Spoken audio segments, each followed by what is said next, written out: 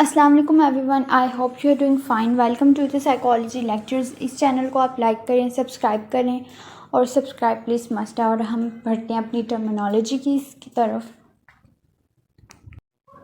इर्रिस्पॉन्सिबिलिटी को अगर हम नॉर्मली देखें तो गैर जिम्मेदारी होता है, ठीक है।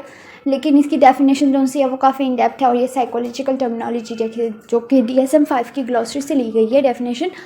तो DSM-5 के अकॉर्डिंग इर्रिस्पॉन्सिबिलिटी की डेफिनेशन ये है। सबसे पहले तो इर्रिस्पॉन्सिबिलिटी जोन सा है ये एक फैसेट है डिसइनिबिशन डोमेन जोन सी है पर्सनैलिटी डोमेन डिसइनिबिशन उसका फैसेट है, ठीक है। इर्रिस्पॉन्सिबिलिटी, अब इर्रिस्पॉन्सिबिलिटी है क्या? इर्रिस्पॉन्सिबिलिटी है कि वो किसी को रिस्पेक्ट नहीं दे पाता, अपनी ऑब्लिगेशंस अपनी कमिटमेंट्स और कोई फाइनेंशियल सपोर्ट देने में फेलियर है, उसको फेलियर का सामना है या फेल है या करना ही नहीं चाह रहा, अपने एग्रीमेंट्स को फॉलो नहीं कर पा रहा, अपने प्रोमिसेस को पूरा नहीं कर पा रहा और काफ़ी गैर जिम्मेदार है। दूसरों की प्रॉपर्टीज़ को लेके, दूसरों की चीज़ों को लेके काफ़ी गैर जिम्मेदारी है।